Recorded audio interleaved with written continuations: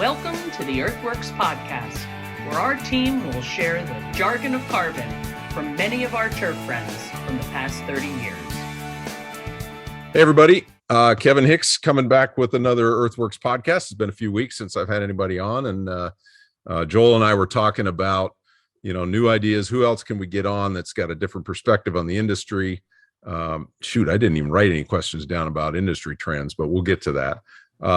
But I've got Jaime Sharp on, and Jamie and I met through a mutual friend and actually his business partner, Gerald Flaherty, who's also been on the podcast before. Jamie was at the Valley Club most recently in Sun Valley, actually in Hailey, Idaho, kind of a suburb, I guess, of Sun Valley, or next door neighbor. But you've since kind of branched out on your own and left the teaching side and done the software full time now, right? Yeah, I made the move at the beginning of the year. So I was with the Valley Club for 20 years. I started as intern, kind of worked my way up through the ranks, and then I finished as director of golf. I was there for about 5 years as director. And then it just became clear to me that what we created with Tasktracker, it was really time to make the jump and fully commit myself to something that we had built for the industry. And it's been a great decision so far. I've got to spend more time with Tasktracker and more time with my family. So I feel like I've got a nice balanced lifestyle right now. Well, that's awesome. I asked you the other day when we got on the phone if you ever look back, and you said, nope, it's been a great decision so far. And, I'm sure like me, you miss certain things of the day to day, being in charge of the golf shop and the staff and that kind of thing. But yeah, you miss the relationships, the guys that I work with, the other pros. I missed that a lot. I missed the collaboration I had with the department heads. There's things that I definitely don't miss. I don't miss people telling me that we stole their head covers or that we erased their tee times. I mean, apparently golf pros have some big conspiracy where we're selling head covers on eBay and just making a fortune off of members right now. So pretty good idea. Never thought about that. All the lost and found stuff over the years. Oh my gosh. So I don't miss that at all, but definitely the relationships and the collaboration is one thing that I do miss. Yeah, I'll bet. So 20 years at the Valley Club. Where did you grow up? I don't know this. So I grew up in a town called Gillette, Wyoming. In Gillette, Wyoming, I say Wyoming, and everyone's like, I love Wyoming. And they think of Jackson Hole, Cody. Right. They think of that West Coast part of Wyoming. Well, I'm on the other side of Wyoming, probably the armpit of Wyoming, on the east side, where it's just flat desert area with sagebrush. It's a little stark. Oh my gosh. You can see your dog running away from home for like 3 days. Yep, he's still leaving us. Yep, he's still going. Yeah, we get wind. It could be snowing 100 miles away, and we get snow because the wind is so ferocious over there. It just blows sideways, and that snow just comes in no matter where it's snowing. So it's a little bit different, but I spent probably half of my my childhood there, and then I moved down to Rock Springs, which I didn't think I could get much worse than Gillette, Wyoming, but Rock Springs, that was a tough coal mining town. And that was actually my first experience into the golf industry. My dad was trying to find me a job, and this ranger job popped up in the paper. And he said, "Oh, you should go try to be a ranger at the municipal course in Rock Springs." I said, "Oh, that sounds like fun." And I, of course, did that for a little bit. And I got maybe an hour's worth of training, and they just sent me out alone. And I remember the first group I walked up to, and they were playing what I thought was slow. And I told them to speed up, and they said, "Well, why don't we go talk about it in the parking lot?" And I'm like, "Oh, this is a tough mining town." And I'm like, you know what? I think I'll just go back to those other groups and just tell them to play a little slower. So path of least resistance. Exactly. Path of least resistance. But likely three out of 4 of them were armed. And exactly. That's probably the answer. They were very tough, and I didn't look very tough. I was about 150 pounds, and I wouldn't have lasted 5 seconds with them. So are you in high school at this time, or I was just out of high school. I was into college. And funny thing is when I first got out of high school, I'm never going to make a career in golf. I mean, there's really no money in it. I think I'm going to try to do something else. And I was hoping for a golf scholarship, and I never got one. And my senior year of high school, I'm like, well, I'm just going to try something different. My friends do speech and debate. I'll try speech. And now I'm really sounding like a nerd right now. But I did this speech and debate. And my second tournament, I got offered a full ride scholarship to a community college in Sheridan, Wyoming. And that's where I went for 2 years on speech and debate. And then, Really? yeah, and I was trying to be an engineer. I'm like, that's what my dad was. I'm like, oh, engineer, that sounds like, well, it wasn't sound like a fun job, but at least my dad would respect me. But I couldn't get past chemistry too. So I'm like, this is too hard. I need something else. And lo and behold, I went into the golf business. So went down to New Mexico State, and that's where I got my professional golf management degree. So you did get a PGM degree? I did get a marketing degree and a PGM degree. Okay. And then came up to Sun Valley on my last internship. And then no kidding. Yeah. So I was an intern when I first started up here at the Valley Club. And so you basically got 2 golf courses under your belt.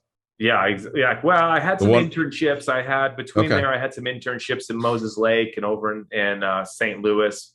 I had some internships, but yeah, the Valley Club was my fourth golf course that I worked at, but it was really the most serious golf course I'd worked at.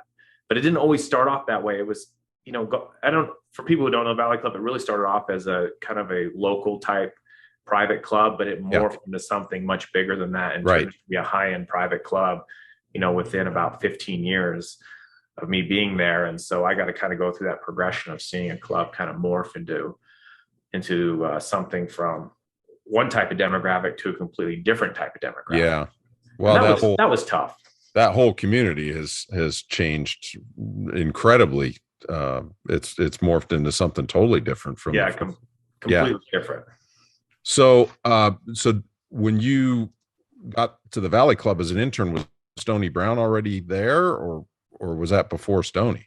That was even before Stony. So Stony Brown is probably a legend in the golf industry. He used to be on the board of directors of the PGA. Right. He's a celebrity. When you walk around the PGA show, everyone knows him. He's probably like a Latshaw or a Schaefer or someone like that. You mention his name and they just know who he is. Right. And so I was actually there before Stony came. Another pro had hired me, and unfortunately he was let go, and I didn't have anyone else really to take over. So I kind of had to step up from being an intern there 1 year and step up and do stuff that I've never done before with buying and budgeting and all this kind of stuff until I found someone. And Stony threw his hat in the rink, and I was a no-brainer. And they brought him on, and I got to study under him for 10 years, which was fantastic. That's cool. Well, I don't know if Jerry and I talked about this when I had him on, but the funny thing is, between Jerry and Stony and Barry Beavers, all three of them came from the same club in Boise up to the Valley at different times. So yeah, we completely gutted Crane Creek. We stole all their great employees and brought them over the Valley. Yeah, no, and it wasn't too many years between all of them making the move up there. So no, it was Barry and then Jerry. Was it? No, it was Barry, Jerry, and then Stony, I think. Yeah, I think that's right. It was all in a matter of like 3 years. So, all right. So you got your PGM and you said marketing. Yep. I've got a marketing, business administration and marketing. So and I also did get a minor in finance. So did that in school as well. So where did the code writing come in? Was this just kind of some savant thing that you had in the background, or? Well, this is weird. I don't tell a lot of people this, but I've always had this fantasy. I don't know why I don't even call it a fantasy, but I really wanted to write something where tons of people were contributing and benefiting off of it, even since I was in college. And I'm like, how do I do something like that? And as I got out of school, I really took a liking to Excel and creating programs, but that all relied on me to do all the work and all the data entry. Sure. And I just kind of morphed into using databases, and then I just read books is really what it came down to. If I had a problem, I'd find a book on Amazon, I'd buy it, I had to go through the book and the tutorials, and then I'd try to make what I was trying to do work. And that's really how it started. So I started with Excel, I moved to Access, and then I moved to web database kind of stuff. And then that's how, I basically formed the business Tasktracker, because I kind of had all this experience building stuff for the Valley Club. And gave me the training to do what we're doing with Tasktracker, but it was all self-learned, all self-taught. Wow. Yeah. I've got a couple of friends that have both come through the kind of the software code writing sort of side of the business, and neither one of them have taken any formal courses. It's all just been learn on the fly, and that's probably the best way, because you're going to learn the ins and outs of every program you're working with. Yeah, I think, writing code is very procedural. I think you can train someone to write code, but to recognize an issue, and I think that's where you have to be in the industry. I think some of the best programs are by people who are in the industry, who notice the problem, and then they could solve it. They knew how to solve the problem. I just didn't have the tool set to be able to bring that to fruition. I kind of knew both sides. So that was really the more beneficial, was the actual marketing and being in the golf business, than it was so much knowing how to write code. Because really you could go online and go to a class and learn how to write code, and you just do it enough, you get enough experience, you're like, oh, I know how to do this. Yeah. So it didn't start out as Tasktracker. Right. No. As you can tell by the name, Advanced Scoreboards, like, where'd that come from? Yeah. So talk about that, because that's another side of this that, I think the story kind of goes, you wrote software for the golf shop side and it hit a brick wall. Right.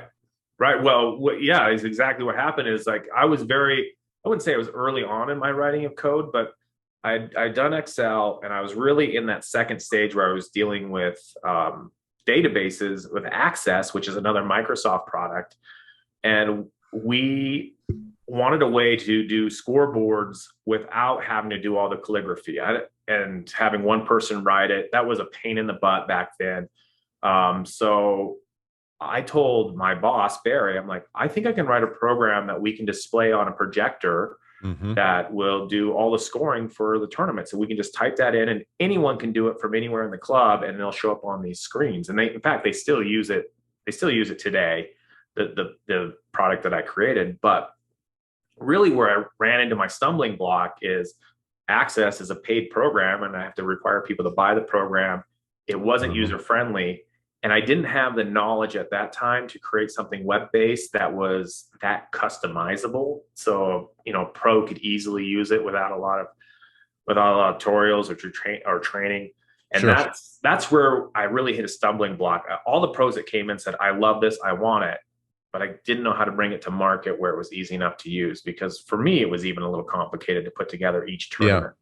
Yeah. So that was what year? That I started that back in 2000. I thought I was going to create this business in 2012. So I went and I got the name. I went and registered everything I needed to register. And then I just had so much learning to do that I said I was going to bring it to fruition, but I just needed a little bit more training on how to do it. And then we had a budget meeting, and we were tasked with cutting, I think, 10% of our budget. And I'm sitting in the budget meeting, and Jerry's in there with me. And they look at Jerry and they look at his budget, and they said, can you tell us where he had over $1 million labor budget, where that money's going? And I watched him kind of sit there. And Jerry, if you know Jerry, he's got an answer for everything. Yep. And it can put someone off guard where they don't even ask another question, because he's so confident in what he's saying. But at that moment, he looked like a deer in headlights. And I'd never seen that with Jerry. And explaining where that money went was kind of difficult. And the board didn't really, because there was so much hesitation there, they didn't really buy it. And they cut his budget by that percentage. They said, we think you got too much fluff in your labor budget. We want you to cut by X percent. Right. Which was kind of an eye opener for me. I mean, he just didn't have the data to show what he was doing. And so, we went away from that. And the funny thing is I go down to Jerry's probably a couple months later. I go down to his maintenance building. He has a golf pro going down to a maintenance building. I actually walked in, not even telling him. I just wanted to go say hi. We'll get to that in a little bit. That's probably pretty rare. But I always did that, because I always loved going down there and see what was going on. But I walked down there, and Jerry's hanging an 80-inch TV. And I'm like, I said, what's that for? He says, well, I'm going to create a digital job board up here. I'm like, well, how are you going to do that? He's like, I don't know. I just bought the TV first. So we started with the TV, and then he was going to work his way into it. And that's where I said, well, I have some experience writing code, and maybe I can help you along. And that's really how Tasktracker started. He said one thing to me, I remember, said, well, if you help me, don't make it complicated. I don't want it to be really complicated. I want it to be easy to use. So just make it easy. And I said, okay. So that's how Tasktracker kind of started. We didn't have the name at the time, but I did have this idea of I could help Jerry. But as I was coding it, I'm like, this may be helpful for more than one person. I have 16,000 potential clients. Yeah, exactly. 16,000 potential clients. So I'm going to write it in a way that what we call in the industry could be multi-tenant, but we can have multiple users with different data going into it. Right. And of course it fit my fantasy of having people add to this program and building something bigger than what I could build on my own. Sure. Yeah. So, are you still servicing the advanced scoreboard side of the business?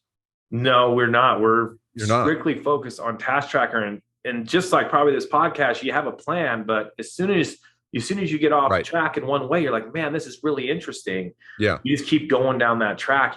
This probably isn't as interesting. And with Golf Genius and Blue Golf and other probably softwares coming along that do digital boards, I'm not willing to compete there. I want to be focused on the superintendent side. Yeah. And then we're starting to morph back to the golf shop with this product as well, and into the GM side as well. So, well, yeah. And it's interesting because I've played in a few tournaments in the last couple of years where it is, you're entering scores electronically and it's updating to everybody in the field. And I was curious whether that was your product or if it was someone else's. And I wish I didn't know. I don't have that many wicks to burn. Yeah, exactly. Well, you eliminated one, so maybe you've got an extra one now. Exactly. So, and honestly, that's what Jerry and I and you and I had talked about over the years is that, if we could collate all these departments into one system, because there's so many products available that, handle the equipment management side of things, handle the golf shop daily tasks. There's things now that offer some help to the golf course superintendent. I'm sure the GM's got the same thing. I mean, you got all the point of sale software that's out there, and to somehow bring all that together is really where the power is going to be. And I'm sure you guys are looking that direction. We are looking that direction, but that's a tough part. Even the golf shop has its software, and it's really geared mostly towards the member side or the player side, right? E-times, POS systems, those kind of things. Same with the accounting. It's geared towards the member side, them being able to get statements, billing, all that. There's not a ton of software unless you're just looking at maybe a payroll software that's really geared towards the employee and managing those kind of labor resources and equipment resources and safety resources. There's not a lot, even in golf or food and beverage or, in maintenance, there's just not a lot of softwares that cater to that. Right. And that's where we feel like our niche is we can fit that bill to help communicate, staff communications and all that kind of stuff that go on at a club. Calendars. You wouldn't think calendars is a big deal, but a lot of people don't know what's going on from week to week. Right. Because the golf shop has their own calendar, and F&B has their own calendar, and golf maintenance has their own calendar. And usually you put them together and it doesn't really work. If there were one bridge to build, the calendar would probably be the one that you would really focus on, right? Oh yeah. And you know what? We're not looking to create a new calendar. There's a lot of great calendars, but how do we integrate them all together? So when you overlap them, like, oh, we've got a conflict here, or I know there's a golf tournament coming up here. And that was always fascinating, was the communication piece to me with Jerry and I and Barry. And the more information we could share, the better our operation ran, because we just kind of knew intuitively what everyone was doing, and we knew what questions to ask if we had issues, instead of something we sprung at the last moment. Yeah. Which can still happen even if you have calendars going. So, all right. So that's a perfect segue. You fed right into the kind of the transition in the conversation. And really the reason I wanted you on was you and Jerry, in addition to partnering in ASB Tasktracker, you're somewhat on the speaking circuit as far as talking to superintendent groups and how to bridge these relationships. That's really, really what I wanted to talk to you about, because it so often is, the relationship between golf maintenance and the golf shop can be pretty darn adversarial. And that's a tough position to be in for those two critical departments. So what's the key to success? I've had some really good relationships with the golf shop and the golf pros, directors of golf, but more often than not, it seems like it's more adversarial and a lot of headbutting and territorialism, I guess. So what from the golf shop side, what's the key? What can, I kind of broke it down. What can the superintendent do to improve the relationship and vice versa? I think there's a couple keys here. And the biggest key, I think you have to understand each other's operation, and you have to understand the challenges that each person faces within those operations. Right. You're not going to know that unless you step foot into those operations. So that's the reason I like to visit Jerry in his shop. I like to see his guys. I like to know what kind of struggles he's going through. And then I want him to know what kind of struggles I'm going through. So that would probably be the second piece, knowing the operation, but you've also got to be willing to share your vulnerabilities. I mean, we all have our weaknesses and we all have strengths, but letting Jerry know where I'm kind of failing, he will pick up and help me. For instance, there's been numerous times where I've made mistakes on the tee sheet and I've screwed things up, and I needed help from Jerry to prepare a course that I knew he wasn't ready to prepare. So I didn't look like a fool in front of the members. Right. Because I would have looked really bad and I needed Jerry's help. Now, if I don't know Jerry and I haven't made that relationship or know his operation and he doesn't know the struggles I'm going through, he could tell me to go pound sand, and say, well, that's your fault, pro. And that's where that adversary can definitely start to come together. You start to kind of battle against each other. So I think just knowing that and being empathetic to those challenges that he has, right. That lends a lot, because as soon as I start to just let go and say, you know what, I'm not perfect. I'm going to need help from my general manager. I'm going to need help from Jerry. I'm going to need help from the F&B person when I make a mistake, because I'm not going to get everything perfect and communicate perfectly.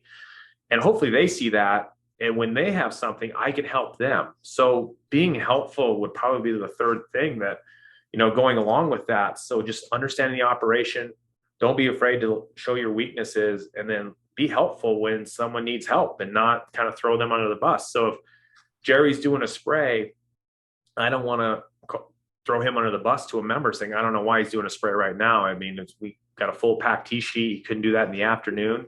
I do understand his operation and why he can't. So I tend to be more of an advocate for the superintendent, because I understand how hard it is to get everything done that you need to get done. Right. In the time frame that members give you to do it, because they don't want to ever see a maintenance guy out on the golf shop, out on the golf course. I can't imagine running an operation where you couldn't see anyone, but you're supposed to buy this great product, right? And yet it's the goal at the same time. Yeah, so, it's the goal. So from a practical standpoint, how did you get to that? And so does it, or I guess from a structural standpoint, is this formal meetings? Is this just your concerted effort to really get to know how things are going? Because this didn't come about from sharing a software program. This is interpersonal. This was a personal thing, and I'm going to say it wasn't always like that. I mean, there is this stigma out there that the golf professional's controlling what's going on. At least the golf professional thinks that. And I know there's this stigma that the superintendent, I read blog posts is don't give up this, don't give up that to anyone. Maybe it's setting cups or for tournaments or that kind of stuff. Don't let the pro do that. That's your job. Don't give into that. But there's these kind of stigmatisms, or maybe these, some kind of paradigm or something going on that says I have to be this way because that's the way my predecessor was. And actually I've been fed that a lot as a golf pro to say, there is this, you got to be tough on the superintendent. Don't let him get away with a frost delay. Don't let him do this. He doesn't need to be aerifying this early in the season. He doesn't need to aerify in the spring. You got to really put your fist down on it. But I think I want to know what someone's going through. I don't want to ever tell someone to do something without me knowing what the actual procedure is to do it, because I don't feel that's fair. Yeah. So to tell a superintendent, don't aerify, when I don't even know why we're aerifying, that's just complete nuts to me. So I wanted to understand from Jerry when he was there, like, why do we aerify it? I wanted to ask the question, is it really necessary? What's an Estrix test? What's all this stuff? And I wanted to understand it, because the more I understood it, the more I understood his operation and the reasons why. And, the members sometimes look at a pro as their advocate against the superintendent. Right. They say, you need it because you're a golfer like us. We want to play early in the morning. We don't want to, have to wait for them to get off the green or whatever it is. But then they come in and say, we saw a whole bunch of maintenance guys. So it's completely dichotomy when you actually do it. But understanding it, I became a real advocate for Jerry, because if I could put myself in that shoes. I wouldn't want someone out there playing that early, or I want to be able to do the cultural practice, because down the road, you get mold on the green or they're spongy or whatever it is, the superintendent's got to take the heat for that. And it's unfair to them that the golf pro is working against them. And then now you're the superintendent is taking the heat for everything. I told you this line before we started recording, that I always joke with my golf pros that, I had a better chance of helping them with their golf swings than when a member came into you or one of your staff members to ask an agronomic question. And, here's the kid behind the counter in the pro shop, trying to field a question that he has. And, he's got to come up with an answer. Yeah. And no it could clue. Yeah. So it took effort on your part and some humility, and also on Jerry's part to bridge that gap. So when you two talk in front of a superintendent's group, do you do this in front of PGA section groups as well? Or we have not done it in front of a PGA section group. I've actually taken our talk and I've spoken to PGA section groups, the Rocky Mountain section on that.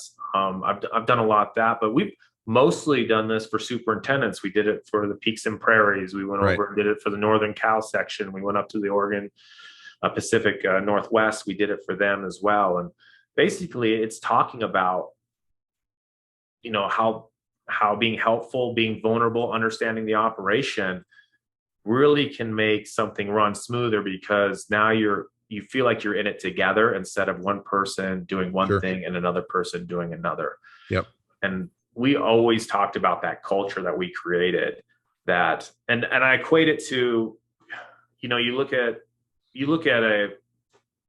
an army and they have these little battalions and these little groups that go out and they are in it.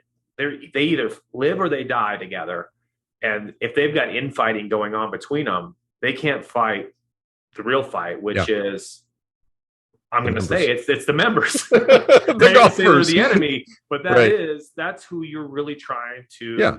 You're trying to have a unified front so you can provide something great for the members. But when the member starts attacking you, if you got one of your brother and turning on you and stabbing you in the back, you don't know which way to look. So being together in the fight was very enjoyable. If I'm going to call it a fight, but as my analogy, but it's a great analogy, because you didn't have to look behind you. You didn't have to worry that the guy that's protecting your back is stabbing you in the back. Wasn't it Lincoln that said a house divided cannot stand? Right. That's, I mean, it's kind of that same concept. Yeah. So from a superintendent perspective, then what's the best piece of advice that a former golf professional could give to maybe he's the one that's got to make the first move, and you talked about vulnerability.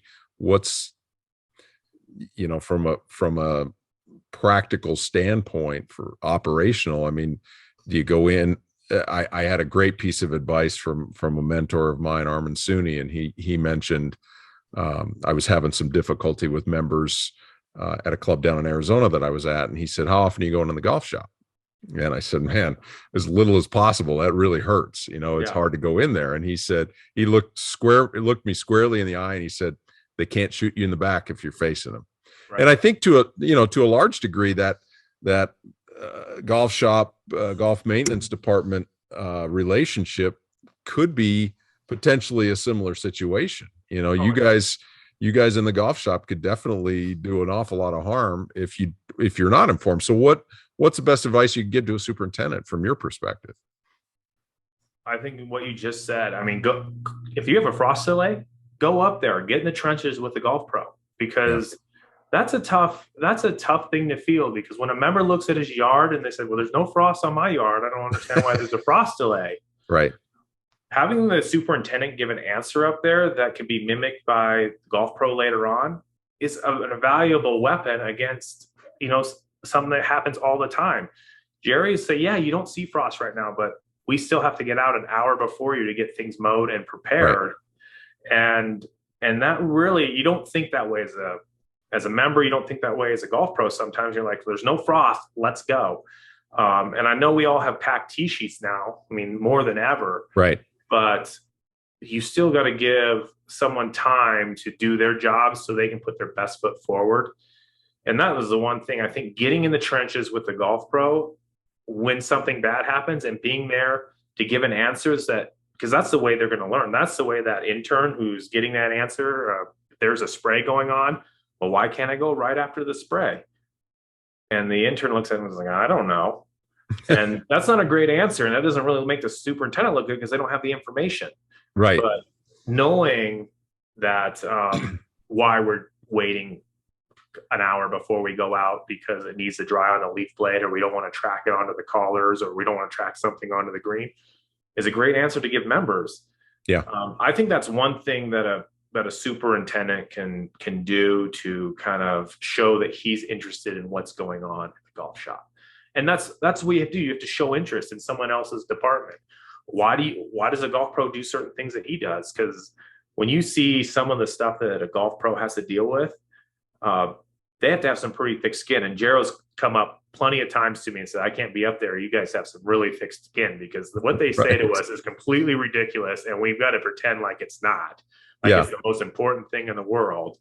And it's shake it off as they walk away. And Gerald's like, I can't do that. I would have given them a piece of my mind. Yeah. And so we have to be more reserved, but having those answers and then seeing the superintendent right there back us up is a really powerful thing. Is that something you tried to convey to your staff? And likewise, I would assume that the superintendent should be trying to train his assistants and staff the same way, because you never know when they're going to get hit up. You never know. But I always told my staff, go down to the golf maintenance building. We don't start till 7:30. Well, they're there at 5:30. Go down there and do a morning meeting and watch the crew, get to know the crew, get to know who's mowing the fairways, get to know who's mowing the greens, who's doing the irrigation. When you're out on the course, wave to them, call them by name, and just get to know their operation. Just show that you're interested in what they're doing, because then they're going to show that they'll be interested in what you're doing. And then that's part of just knowing the operation and understanding each other's battles. So am I correct that you guys have done some cross-training exercises in the past? Is that something? I don't know if you call it cross-training, but, I love going out and helping with aerification. I mean, they just give me a shovel, so it's not like it's anything that I have a ton of training on. But I'll go out there and do that with Gerald. He's showed me how to mow greens, that kind of stuff. So we'll do that. I don't think you want me mowing greens. I'd scalp the collars and everything else, I'm sure, but it gives you an appreciation. It does give me an appreciation for how much work it does take and how much time it takes. And as a golf pro, I try to simulate that back to if I was working in the golf shop and I got interrupted every 5 minutes and I'm trying to put on a tournament, it would be impossible for me to do my job. It'd be impossible for me to put on a good tournament that way. Right. I need time to focus. I need time to make sure what I'm doing is correct. I need time to double check. And I'm sure superintendents need that same thing. They want to go out and double check things are done right. They want to make sure it looks the way they're doing. They want to train their employees and not have people interrupting them every 5 to 10 minutes. Sure. So whatever I see his problem, I try to relate it back to what I'm doing too. Like, man, if I had to deal with that, it would be really difficult for me to do my job. Yeah, So I think both sides, you talk about the golfers or the members being the enemy, yeah. but I think both sides of the counter, if you will, the enemy doesn't really realize how many hats each of you are wearing or how many balls are in the air at any given time, and No. it's pretty amazing some of the stuff that superintendents and golf pros are able to juggle all at the I same mean, time. you just look back, even when I first started, even looking back, a golf pro, he was teaching lessons and he was running the shop, but no Yeah. one was expecting him to put out budgets and do all the marketing and, do all these other stuff and provide that to the board and financials and forecasting. And you think sometimes technology is supposed to make our lives easier. Sometimes it doesn't. And it makes it, because there's technology involved. I'll give you an example, like Golf Genius. Great program, Blue Golf as well, great program, tournament software. Mm-hmm. It makes running a tournament easier. But when something's easier, the member immediately says, well, you're not doing as much, so let's do more tournaments or let's do individual tournaments. And now, because it got easier, you're doing way more. And it becomes more balls to juggle. Yeah. So in some ways, it's harder. I think everybody's doing a lot more with less these days. And I think there's got to be a point of diminishing returns on a lot of this stuff. And I don't know when we reach that, but I see it closer than it's ever been. Well, I think the labor shortage is going to kind of put a cap on that and put some realization that we're not going to all have the perfect greens and the perfect fairways. We just don't have the labor to do that. And I think COVID has actually given us a little bit of a break and say, you know what, I can accept some things, just like I can accept Amazon not delivering my package in 2 days. Right. Now I'm waiting a week sometimes, but that's just the new norm. And so I think this is a good time for a reset on a lot of those expectations that we used to have, but I can't help to think that they're going to come back eventually. Okay. So another perfect segue, Jamie. This is exactly where I want to go. So again, PGA professional hat, not the superintendent if I were in his shoes. Right. You're I've been shouting this from the rooftop for 2 years. We in the maintenance department, we saw drastic changes in how we presented our product over the last couple of years. Staffing in a lot of states was very, very light because of restrictions. Things like golf accessories, bunker rakes, events were all curtailed. And yet golf saw a boom like we haven't seen since Tiger came on the scene or before. Right. So why isn't the industry astute enough to realize, hey, we were there for the golf, not for the ball washer and the bunker rake and all the extras that really, as you now know, writing this software costs nothing but labor. Right. And now you couple that with the shortages in labor that I talk to. Everybody I talk to has issues with that, with the exception of about 2 guys in the last month. What happened? How did we lose our minds again and go right back to what we had always done when those labor shortages and labor budgets, if there aren't shortages, are going to skyrocket because of demand? So what do we need to do as an industry to realize, hey, people just wanted to be outside and enjoy the green space and enjoy golf, enjoy family. You've got younger kids than I do, but how many families did you see out that hadn't played before because they weren't sitting on the sidelines at a soccer field or a baseball field or something like that? What did we miss from your side of the industry? What did we miss in the long-term capture of new golfers or families and so forth? Big question. God, that is a big question. And I'm sure there's a million answers. What did we miss? I mean, what did COVID show us? For me personally, COVID showed us that golf is competing against a ton of other sports, but its biggest competition is time. Right. So when COVID hit, people had an abundance of time. Their jobs, they weren't required to go in. They weren't commuting. A lot of their sports that they couldn't do anymore because they're indoors. Schools were out. Their kids, were doing schools that only took half the time. That's a whole nother subject. I mean, I could get into, but they had this abundance of time, which I think drew people in because this was the first opportunity that people had the time to devote to golf. They could devote to 4 hours. Good point. And they could do it as a family. So, what we saw in COVID is that it allowed those people to experience golf and they loved it. And a lot of those people didn't know any better. They didn't know that what the bunker rakes or the green speeds are supposed to be, or the idealism is to have everything perfectly green, but they need to be firm and run 50 yards, which I think is almost impossible. Right. You can speak to some superintendents, they say it's possible, but to maintain that throughout the entire season, I think is impossible.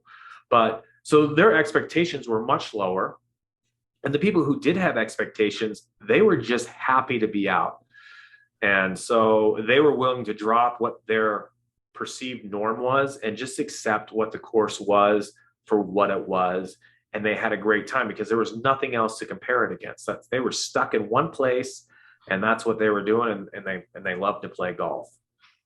Now, what I think is going to happen is I think we're just masochists. We want to provide the best product that we can possibly provide. We want to compete against the golf course down the street or the golf course on TV, and we want to impress our members. And I think a lot of this is self-inflicted. Yeah. We go in there and we say, we'll rake the bunkers every day, and we're going to mow every day, and we're going to trim all the hedges, and we're going to get everything perfect, and we're not going to have any dry spots or brown spots. So we're going to devote a ton of labor to that. And I think we kind of drive ourselves into this perfectionism. I don't know if the members or the golfers are really driving us that far into it. I mean, they may have some things, but if you give me a course that has brown spots and I have a great time, I still love playing the course. Right. But it's this perception of what we need to do to be better. So you've answered my standardized question, but I'll ask it point blank. Is the golf industry smart enough to capitalize on the gains over the last 2 years? No.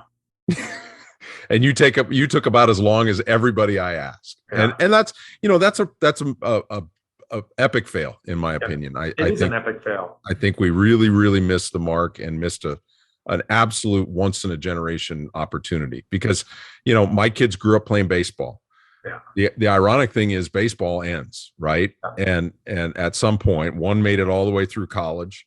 One made it to regionals in American Legion ball and decided to hang his cleats up. The youngest quit much earlier than that. But the ironic thing is now all three of them have gotten into golf. Well, and now they've all asked me, how come you didn't have us play more golf when we were younger? Well, yeah, we tried, but your mom and I were sitting on the sidelines, freezing our butts off at a March baseball game instead of being out on the golf course as a family. Right. And that, I was really saddened by the fact that we didn't do a better job of capturing that new market over the last couple of years. I'm going to say that I think we did capture the new market. Some. We captured some, and I think we will. There's going to be attrition like there always is in golf. People are going to pick it up. They're going to become frustrated and they're going to leave.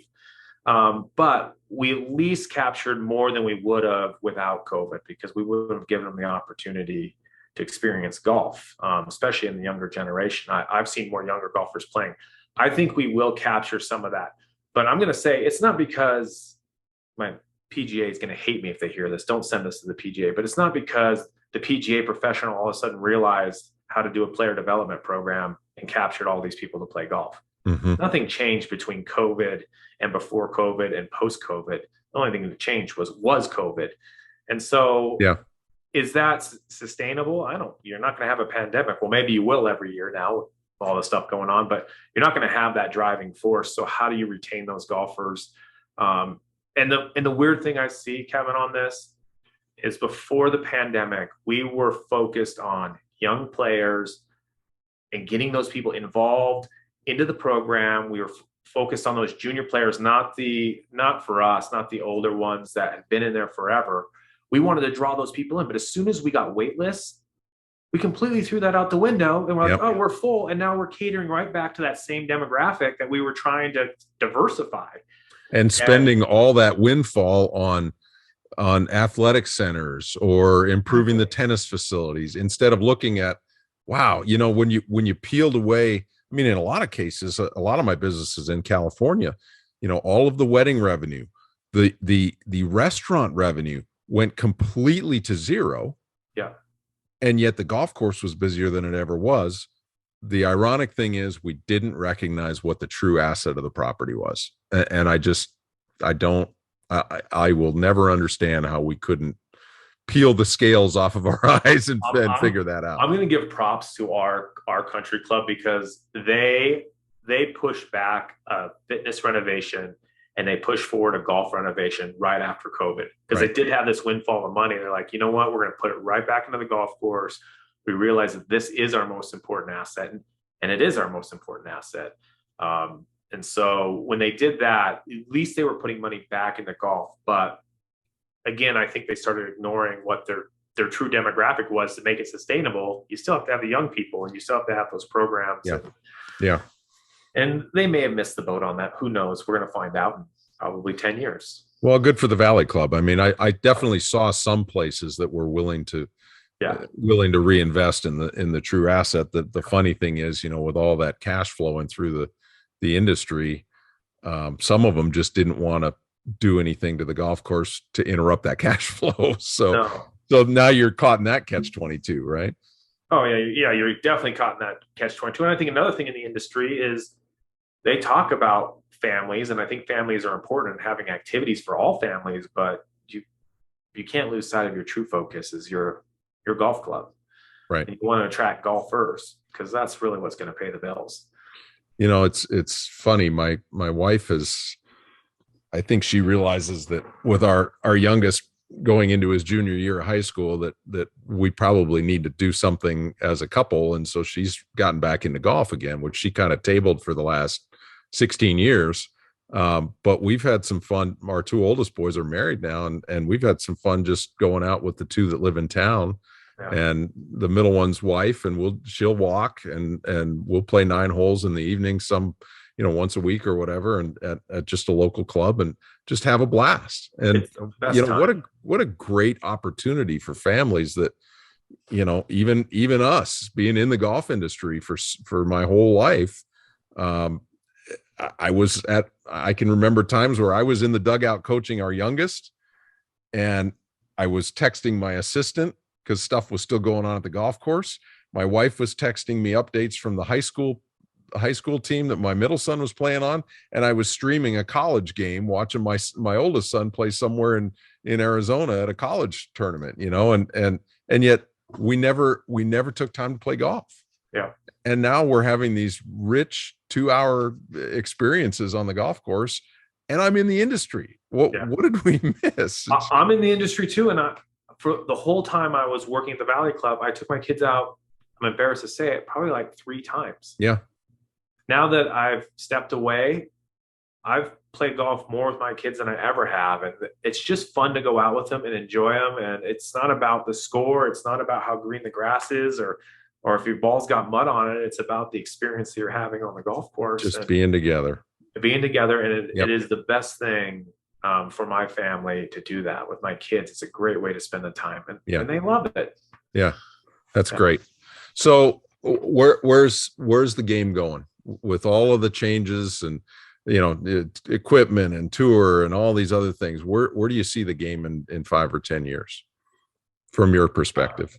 That's a tough one. I mean, with LIV going on and the PGA, I don't even want to get into that. I mean, that's going to be crazy. But we're getting into it. Oh boy. So I mean, it's I don't even really know. I mean, the game is. I kind of like what LIV's doing. They do have the team aspect to it and that kind of stuff. I think that's fascinating because golf tends to be a very isolating sport and people play it that way. It's you and that's it. But having a teammate, it brings a whole nother element to the game. And I think I like playing in team events because it's more fun, in my opinion, to do that. course, when my teammate hits a bad shot, sometimes I wish I was an individual again. Right. But that's just part of dealing with it. And it brings out a lot of great attributes of your own personality and dealing with those adversities. It's something you may not have dealt with before. But for just a normal golfer, where do I see it going? I've said this for years. I think golf, there'll always be 18 holes, but I see a trend for people to start playing more 9 holes, more family stuff, if the golf courses allow it. That's the thing. The golf courses have to be on board. And right now, they're doing so well that they want to stay in their status quo. They want to stay in their bubble and say, you know, we're just going to do the tee times. We're going to do that money. We're not going to reserve any time for families or have any of these kind of really, at least for us, like really fun family social things that aren't about the score or the tournament. It's just about having a good time with the family. But the golf's going to have to pivot to that eventually. Agreed. I think they have to pivot. And that's why I've asked that question of everybody I run into. Are we smart enough to recognize the opportunity that was presented over the last couple of years? And by and large, I don't think golf has recognized that. They don't need to recognize it right now. That's the problem. Exactly. The ones that are, they'll recognize it when they see the membership list start to fade. Yeah. They're like, okay, now what do we need to do? And then it's going to go right back to what it was before COVID. It's like, how do we get the young kids in there? We've got all these empty spots. How do we fill them? And then that's where the innovation is going to come from. I mean, PGA Junior League was born out of that. But now it's tough for PGA Junior League to get spots. Access. So, access. It's tough for high schools to get access to golf courses. So, you know, it's short-sighted because you know it's going to go back. I know it. They're going to be looking for golfers, and it's now this cyclical. It happens like this every 10 or 15 years. It's definitely a cycle. So does the PGA of America have metrics on what happened over, say, the last 3 to 5 years, and so that they can say, look, this is how the game changed, starting in 2020, and this is really where our opportunities come. Those metrics come out, and they usually lag by a couple of years, so we'll probably see that. But, so I don't really have a handle on what the metrics are going to be from the PGA standpoint. But yeah, they do track that. They do look at rounds, and we know that everyone's rounds are up. That's but I mean, drilling down beyond that, what constituted the rounds, right? Like you said, 9-hole rounds. Did the 9-hole rounds double? Did they stay about the same, and the 18-hole rounds went up? Was it families? Was it individual? All those things. They do have some metrics on that. I'm not going to say we don't fill out a ton on that portion of it, but they will come out with some metrics on that. My hunch is that what we're going to see is more younger people took up the game in 2020. More business people were able to play the game in 2020 than they were ever before, just because of the time factor. Sure. And I think what's going to happen is, we'll see some of that continue out through the next 10 years. But like anything, like a pendulum, if it swings one way so far, like it did, it's got to be swinging back, and you got to be prepared for it. To when it comes back, how are you going to handle it? Yeah. And right now, we're all living high on the hog. I know. And thinking we know we're the greatest people on earth because look at what we've done to golf. But just like we've done in every crest of every wave, it's just amazing. And yet we just keep repeating the same mistakes over and over again. Yeah, we just ride that wave, and it's going to come right on back. And I don't know if we'll be prepared, but I will say from the PGA standpoint, they do a lot of programming towards younger kids. They're always pushing us to do PGA Junior League. They're doing player developments. In fact, we have coordinators within our sections that make sure we're coordinating those type of events, because I think the PGA does recognize that this is a blip and the mission hasn't changed. We still need to bring in young new golfers in order to replace the golfers that will be leaving us in 10 years. And if we don't do that, we don't have an industry. And it's it's important for them. Now that I've almost been away from my last employer for 5 years, I think the statutes have worn off at this point, but I can tell you one of the most disappointing comments I ever heard from an owner or membership. It was, we were talking as a team, talking about trying to spur some junior golf events and things like that. And the owner looked at us and said, "Kids don't have money." Well, there you go. Talk about a short-sighted mindset. Yeah. And I actually said, they don't right now. Yeah. Well, that's a smart comment. And frankly, if my kids said I wanted to play golf and they were serious about it, I'd spend $1,000 on the clubs. Right. I would make sure they're part of a club where they could play. Yep. Even if I don't play, I mean, look what we do for our kids nowadays. I mean, it's incredible. I would make sure they had that opportunity, however it was, to make sure they could play. So maybe the kid doesn't have money, but a parent whose kid's interested in something like golf, I'd want to make that happen because, as you know, it's a lifelong sport. Well, yeah, that's exactly right. And my kids, the fact that they're into it, my oldest son, he's I wouldn't say he's an addictive personality, but he has to have a purpose. Yeah. And baseball for forever was his purpose. Well, when that ended, he has thrown every spare moment into fly fishing and golf, and mostly golf. And he is absolutely head over heels in love with the game and can't get enough of it. And has quickly learned to beat me, which I'm not real happy about, but you're right. It's a lifetime sport. If you can get them into it early, even if it's passive, maybe through school age or whatever, it's something they can pick right back up and take up as young adults. And I think it's the key. And I tell my kids this all the time. I'm like, if you want to get to know someone, play around a golf with them. Yeah. Because their true personality will come out with how they play. Oh boy. And no pressure. There's no pressure, but I played with people that I thought were the nicest people in the world, and you get them out on a golf course and you see this ugly side to them. And then you later find out that in business, they're just like that.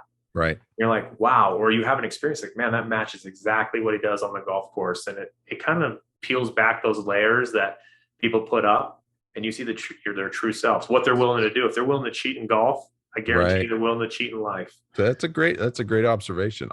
Just for the record, I don't chuck clubs anymore. I just emphatically drop them. That's right. As long as it's going in the direction of play, I don't care. No, it's just the quick let go. And if it hits the tee dead flat, horizontal to the ground, that's a job well done. I'm not a club chucker anymore. When we were young, my parents sent me to a golf academy, and it was in the Air Force Academy, and Gene Miranda was their head coach, and he had above his door as you walked out, it says, "People remember how you played the game long after what you shot," which always left an impression on me. So I love people that. Don't care about your score; they cared about how you played and the personality you had on the golf course. I love that. That's awesome. What they're going to remember. All right, we're almost up against our hour. I told you it would go fast. Oh my God, I went fast. So I try to do. I've missed on a couple of my interviews, but I try to do a lightning round. I told you get no preparation on these. So the first thing that pops in your head. I'm nervous. And I warned you the last one was going to be tough, but I hope I don't get labeled a serial killer at the end. That's exactly how Jeffrey Dahmer answered this. I'm not leading you into anything that's going to be accusing you of that. So, okay. So beer or wine? Wine. Okay. Winter or summer? Since you live in Sun Valley, summer. Are you a skier? No. My wife makes me a snowshoe, which makes me love summer even more. Okay. Fair enough. This is a PGA question. What's in the bag?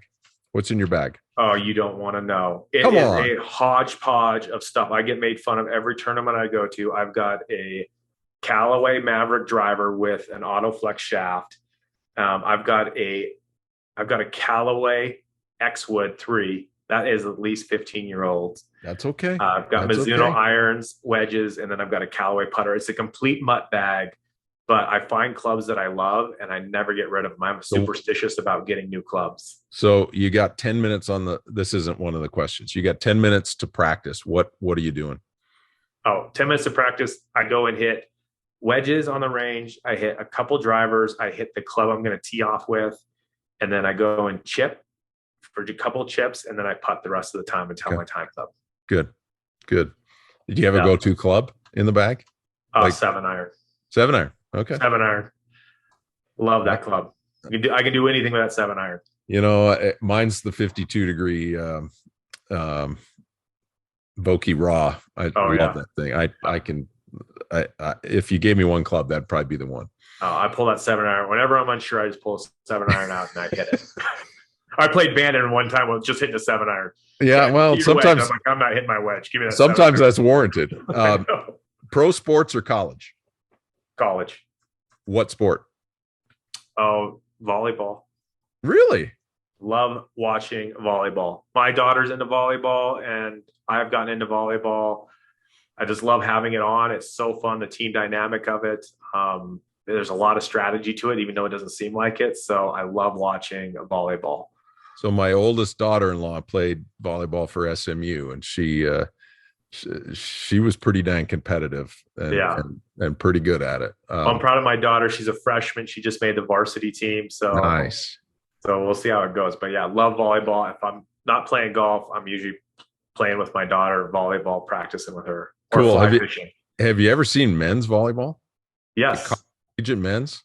Oh yeah, that's crazy. Dude, that is a fast, competitive athletic. I like watching the women's because it's a little slower. It's probably like I can understand a little bit. The men's volleyball is unbelievable. Yeah, it's crazy. It's more of an East Coast game, but man, I went to a lot of men's volleyball games at Penn State, and I that was awesome to watch. Pretty impressive. Yeah.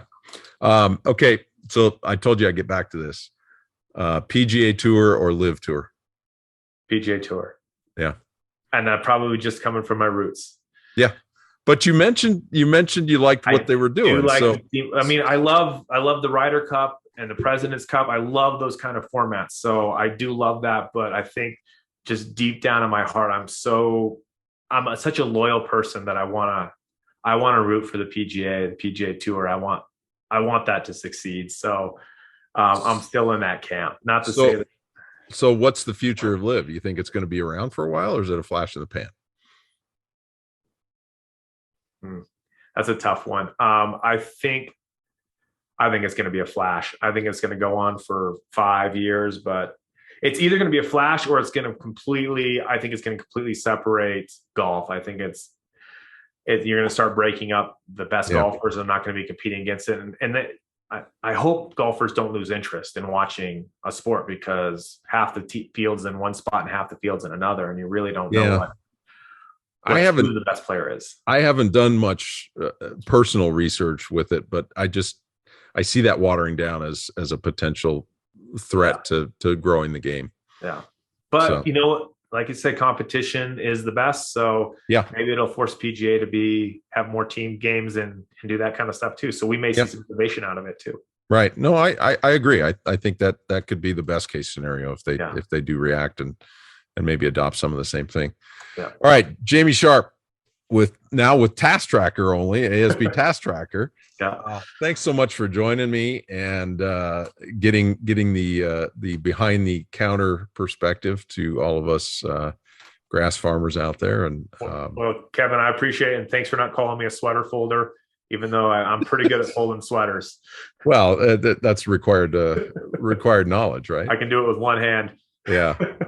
No, I really appreciate the time and the insights. It's something that, I've been pretty passionate about in my career, just trying to bridge that gap between the golf shop staff and the golf maintenance staff. It's such a critical relationship, and you guys did a great job with it at the Valley Club. So good models to model after, and appreciate your time and appreciate what you're doing with your software too. It's really innovative stuff. Yep. It's all about building teams. That's really what this business is about. Yeah. That's awesome. All right, my friend, thank you so much. And thank you everybody for listening again this week. And we'll have somebody next week that'll be just as exciting. They're not too exciting. No, not too exciting. Exactly. All right. Thanks, Jamie.